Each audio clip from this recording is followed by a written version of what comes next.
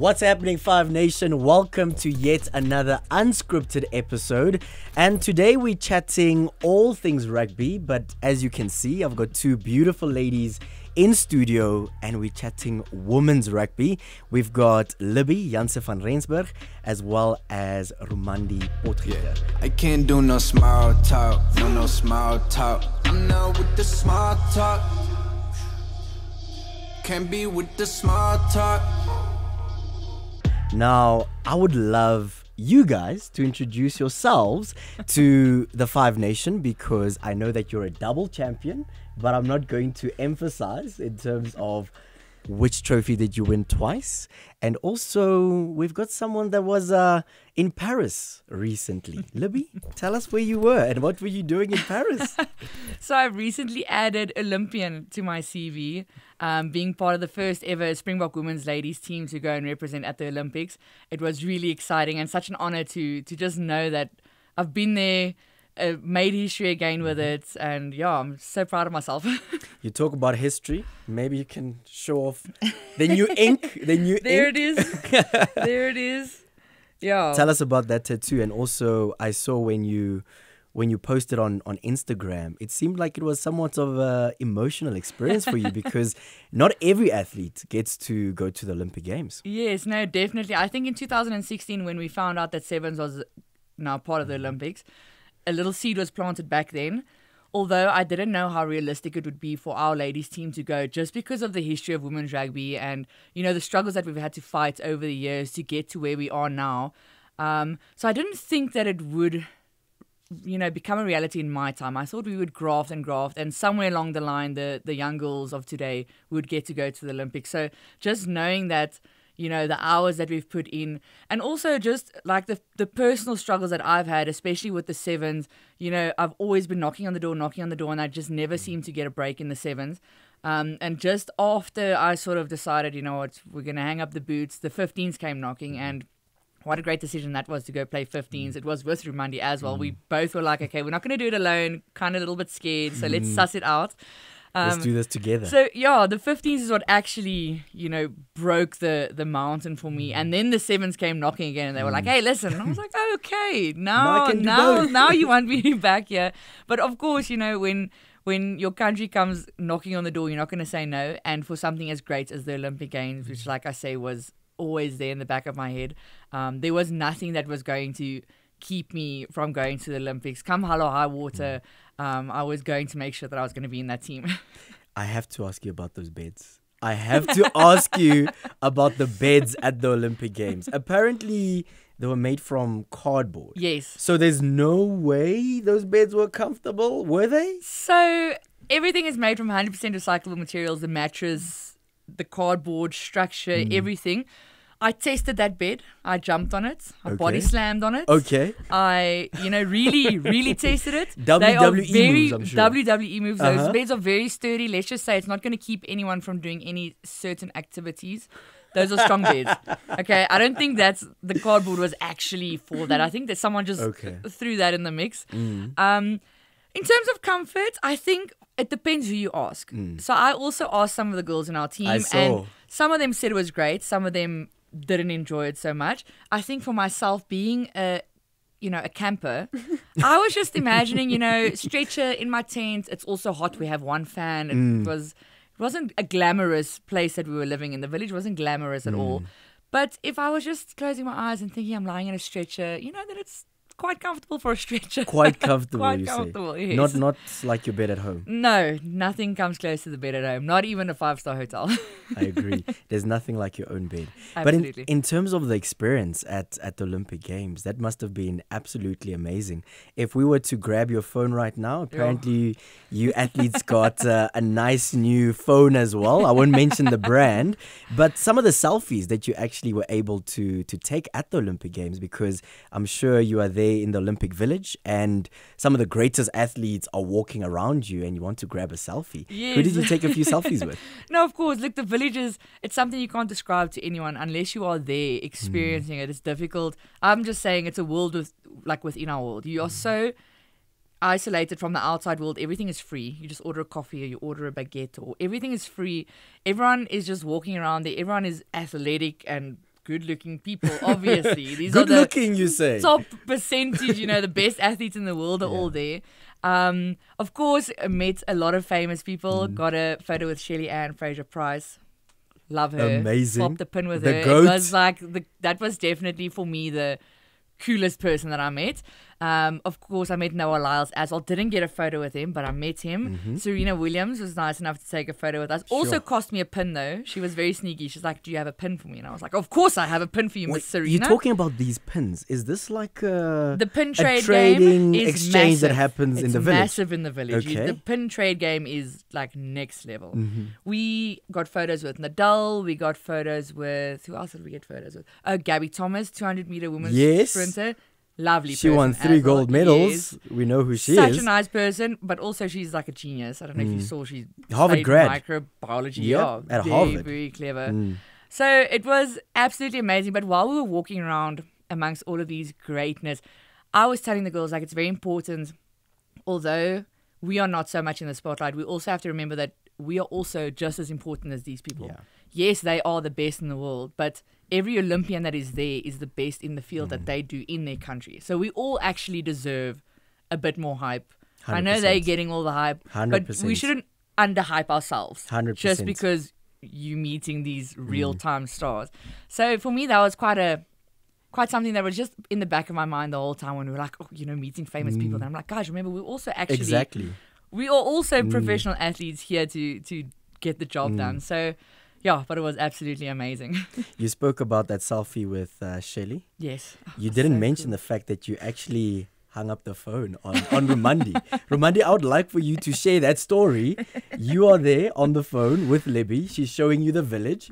And all of us... experiencing everything with me. I mean, and then you hung up on her. She understood. Yes. Rumandi, what happened there? I'm like experiencing the village through all the videos and the photos, Yes. and actually starting to dream about going to Olympics myself while looking at these things. And I see everyone's taking photos with Nadal, and I message her and I'm like, please, if you can take a photo with one person, take a photo with Nadal or Carlos. And she's like, yeah, she doesn't really watch tennis. I'm like, just do it for me, please. So I get a sneaky little video of Nadal, and then I get a phone call. And she's like, Nice. this is where they eat at night, and this is this, and experiencing the village. I'm in my bed, like living my best life, and just experiencing everything that they are seeing. And it's pretty exciting. Like, I'm excited with her. And she's like, yeah, here comes someone that's very tall. It's probably a basketball player. And she's like, yeah, here's some Jamaican. And I'm like, I think that's... And as I was saying, Shelley, she goes, whoop. And I'm like, I guess it's Shelley then. And then, let's say 15 minutes afterwards, I Yeah. just get a photo with her and Shelley. And I'm like, I mean, I'll take that one. Sure. I'll take the disrespect for this one time. I mean, I think those moments are quite inspirational as well, because like the way I'm seeing this moment is you're back in South Africa, but you're almost getting to experience the Olympic Games through Libbie, and she's sending you all this content. For you as a young South African rugby player, how inspiring was it to see the ladies performing so well in Paris? No, definitely. I spoke to someone and I said, and they were asking about like the Olympic Games and like, will I be interested in playing sevens? And I'm like, you know what? Like, I've never had an Olympic dream. Like, because I played netball first, and like netball is not an Olympic sport, so it was never a dream of mine. But now I actually think like that dream is like starting to brew inside of me. And what they said was so true. They were like, it's because you can actually see someone from your country Yes. representing the sport that you play on that level. And I think if that's how I felt, and I felt so inspired, and like I felt like I want to play in the next Olympics, I can't even imagine how small little girls in our country must have felt watching them playing on the biggest stage with the biggest crowd ever.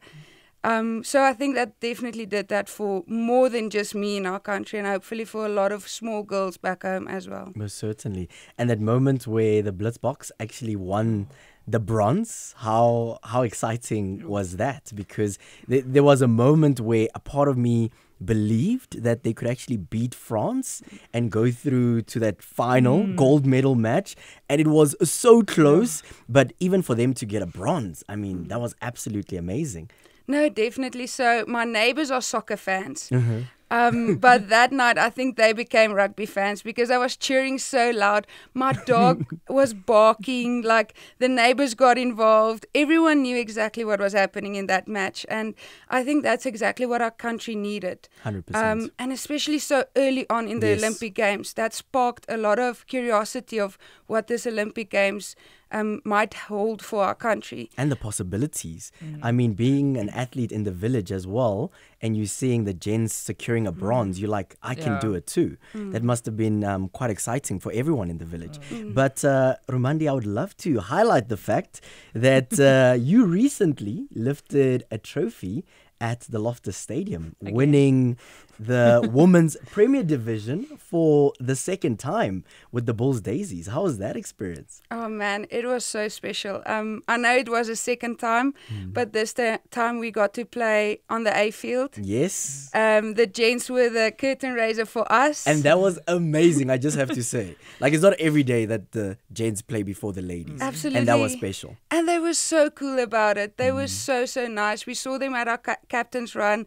They were so cool. They like wished us good luck. When we ran out, they were like on the field cheering for us. They were so super cool about playing the pre-match for us. And that just set the vibe for the whole game, I think.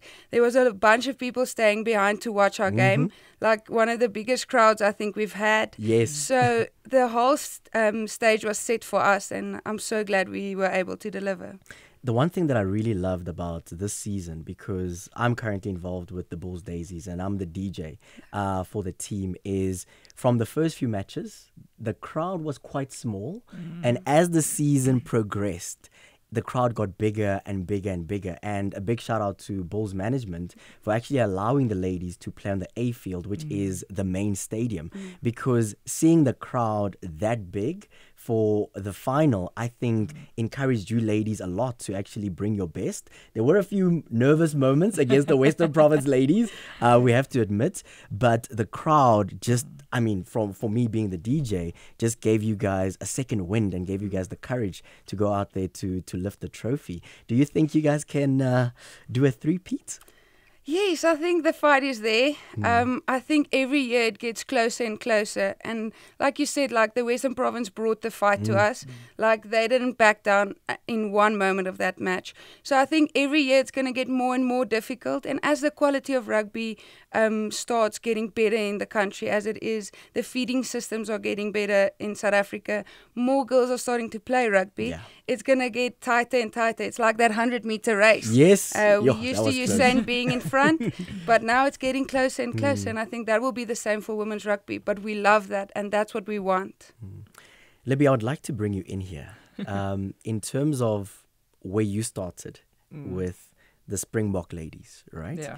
At a national level, when you got your debut cap, was women's rugby where it is today? I'm sure it wasn't. And what has actually improved over the last few years? Because a lot of people would see the highlight reel from players like yourself, and we slowly but surely falling in love with the game. We're actually watching the ladies play, because even on Saturday at Loftus, there was a moment where a few people were leaving, but then the MC encouraged people to stay and to watch the ladies play in the final. Your thoughts regarding where you started and where the game is currently? No, I think there's been massive growth. I think we started 2 years ago, three years ago now, and I made my debut in Stellenbosch. We played on the Dani Craven Stadium. And if we had to play in the Dani Craven Stadium today, there would be so many more people. Yeah. Because back then when we played, maybe there was 20 people, and I think it was just close friends and family of people that lived there. But if we had to play there today against whoever, we would probably fill up their main stadium. So I think there's definitely been massive growth. I think it's, sponsors like an FNB coming on to back the team, the marketing that's been going on as well. You can see there's a lot more social media presence from the women. And it's not necessarily presence in the face of, photos are being posted. It's content is being created. We are making videos to promote the game. And I think that is what has been sort of helping the women's game come along so well. Looking at your journey, I know that you started at Tuks, and that's where I got to meet you for the first time. For a young lady who's listening to your voice right now, what are some of the systems that are important as you grow? Because it's important for you to possibly maybe start at school level, for you to join an academy, for you to join a strong union like the Bulls, and then move on to Springbok level. What advice would you give to a young lady that would love to start playing rugby and, of course, get to the Springbok level? Look, I've seen and I've worked with a lot of the young ladies, and there's such great talent that's been emerging that we've been scouting and stuff. But I think the most important thing, if I think back of myself at the age of 19, is not to get caught up in it too early. Because I think I've also seen in some players when they 19, 20, 21, and it seems like it's coming a lot easier to them. Obviously, because women's rugby is where it is today, we've had to graft a lot harder than, the ladies who can just walk into a provincial team and be contracted professionally. So they have to be careful to not get caught up in all of that. And remember, you need a plan after rugby. Everyone thinks when you're 21, it's going great, I'm contracted, ooh, it's fantastic. Living the dream. The education behind it, especially when you're so young, the opportunity is there to play for a union, to play professionally, to still study. I mean, all of these places give you resources to study while you play. So there's no reason for you not to work on yourself as an individual person as well, because rugby is only going to take you so far. It's only going to carry you for so long.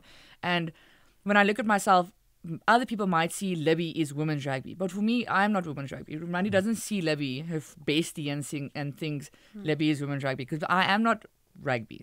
I have other things that, I can bring to the table or that I offer to people. So I think it's very important for people don't put all your eggs in one basket, and don't get too caught up in it. Don't get bigger than the game. Don't get caught up in it. Just remember, we still have a lot of grafting to do. Yep. We can't just come here for the free ride. We still have a lot of work to do for women's rugby. So everyone has to bring their part as well. You spoke about the accolades there. Libbie being women's rugby, right? Of course, that's not who you are, and that's not how you define yourself. But I'd like to take you back to the SA Rugby Awards. There's a very special award that you won there. Yes. Women's Rugby Player of the Year, right? When you went onto stage to accept that award, how was that feeling? Because I'm sure you got a little bit emotional, because it means a lot. It doesn't mean that Libbie is women's rugby, but it means that a panel of people have selected you to say that you were the best player for this year. Yes, it was definitely an emotional moment. And I think even before that, I never played rugby or thought I'm going to play well because I want to be the Springbok Women's Player of the Year. Like, that was just, I didn't think that it would happen for me. I think also positionally, as a fly-off, even when I won Player of the Match in the Samoa game in WXV, I was like, oh, me? I don't know, fly-offs just don't really, you don't catch all that shine. You catch a shine for kicking the kicks. Yeah. And that's about it. So I never thought in my position that I would be recognized as, a good player, the best player or whatever. So I'm definitely very honored, and I'm glad that the hard work has delivered something, because, I mean, someone like Rumandi, who is always there with me, grafting away, she knows how much I put in, and she knows what we're doing behind the scenes for us to be better. And it's not always seen by everyone. There's a lot of things that people don't see. So it's definitely nice to know that all that hard work we've put in on the field, all the times that we're swearing and we don't want to kick anymore, we don't want to do this anymore. The body's tired. And it's, nothing is going our way, or the wind's blowing too much or anything. All those hours on the field, off the field, studying things, just paid off in the end. And it's just nice to know that you're getting that recognition as well. It all comes together in that beautiful moment, eh? But I love what you mentioned there in terms of contracts and professional contracts, and young ladies now having the option to say, I want to play rugby, and there being money on the table.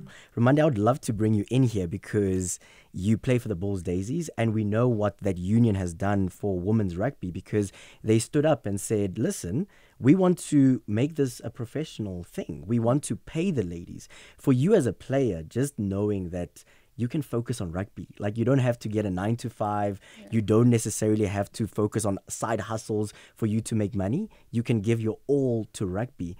What freedom does that give you as a player? And also it allows you to just really give your best to the game. No, you absolutely said it. Like, you can just focus on the game. All your focus and all your time just goes into rugby because that's your job now.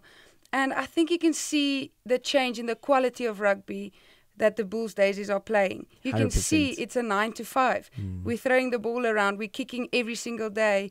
We with each other every single day. And that just takes the quality to a next level. And I mean, it takes sponsorship. It takes one guy at the top saying, listen, I believe that women's rugby deserves the hype. I believe they deserve the money. And I think you have to be brave, like, to take that step. And it's amazing that someone decided that it's time for that to happen. But what I hope is that that inspires other unions to do the same thing. If you can see the product is worth buying into and the quality is like way better, then hopefully other unions think, okay, maybe we should invest a bit of money into our women's sport. Maybe that's all that's needed for women's sport to flourish, you know. So, no, it's absolutely amazing knowing that I can wake up, go do my job, and my job is rugby. It's the best feeling. And they say put your money where your mouth is, eh? So hopefully the unions across South Africa actually back women's rugby. But the one thing I notice about the two of you, but I also saw it at Loftus when I attended games when the Daisies were playing, is it seems that there's a strong sense of sisterhood amongst the ladies and the two of you supporting each other as well. How important has it been for you as ladies to encourage and support each other? I think that's what people always ask, what's different from the ladies' game to the men's game. And I think it's that sisterhood. You know, we can spend a few months together overseas and walk off the field and not be tired of each other. We can spend months in the same hotel and still visit each other's rooms and play fun games together and laugh together. And I think you see that on field. Like, it's a genuine care for each other. And it helps us grow as well. You feel way more comfortable to make any mistake because you know it's okay. She'll pick me up if I make a mistake. And that goes through women's rugby. You can and I'm so glad people from the outside can actually see it, because I think we need more of that in the world, not just sports, but that's what sports does to any athlete. Like, it brings us together. It gets you extra emotional about things, and it just helps you build love. And you feel inspired. Definitely. It gives you that second wind when the body is tired. And it's a lot more fun winning things when you're doing it with your best friend. 100%. 100%. You're not alone. It's always there. going to be our story. Exactly. Remember when we said we were going to start playing rugby? Exactly. And you think back to the moments when times were tough, either on the training field or you were losing games. And now when you win together, it becomes an absolutely amazing story. I'd love to ask you ladies as a parting question. Libbie, for you, what's the future of women's rugby looking like? The future of women's rugby in South Africa is, in my opinion, looking very bright. Whether or not Rumandi and I will be part of the team or the system when we really start, getting to a level where we can start fighting for equal pay and that kind of stuff, or not, we don't know. But I do think that we are on such a good wave now. And you can see that the team has gone from strength to strength. And I believe now, especially as we go into WXV at the end of the year, as preparation for next year's World Cup, we have a lot of the sevens ladies returning to the 15 system as well. I think our team is going to be so strong. And like I said, we've worked this last two years, year and a half on something really special. And you can see that the results have been showing. So if we can just keep growing on that, in the short term, I think already it's going to be massive. But in 10 or 15 years from now on, I think women's rugby in South Africa is going to be possibly as big as the men's game. 100%. World number one. World champions. Watch it. Back to back. Back to back.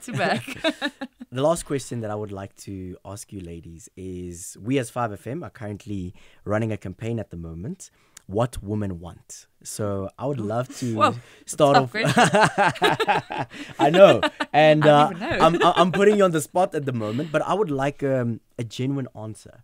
It is Women's Month. We are celebrating women, but Rumandi, for you, what do women want? I think support. I think it can look different and it can feel different in wherever you find yourself in life. Support might be financial support. It might be support from a partner. It might be support from a union or your boss or a brand. I think everyone just needs a bit more support to be the best self. And I think women in this country deserve support. I think we've been supporting everyone around us, and I think it's a natural instinct for us to support. But I think it's time for us to be supported. Very well said. Libbie? That was deep. Yeah, Can you go deeper? That was very deep. That's the question. I'm going to go with the classic. I feel like it's kind of cheesy to say it, but it still needs to be said, is equality. Not just within sport and talking women's sport, men's sport, but within our female sport as well. Equality between the netball, the cricket, the rugby. All our ladies are doing great. But then when we look deeper, equality within the teams as well, because there's always still underlying problems in sports, unfortunately, and it is South Africa. We're still growing as a nation. But I think just equality amongst the women themselves, before we even start to consider equality for the men, because like I say, we can't demand equal pay until we are performing as the men are performing. But I think equality amongst ourselves, amongst our teams, amongst the unions, I think that'll definitely set a little something alight. That's also deep. Was it deep? Yeah, that was very good. deep. Not cheesy. Not cheesy.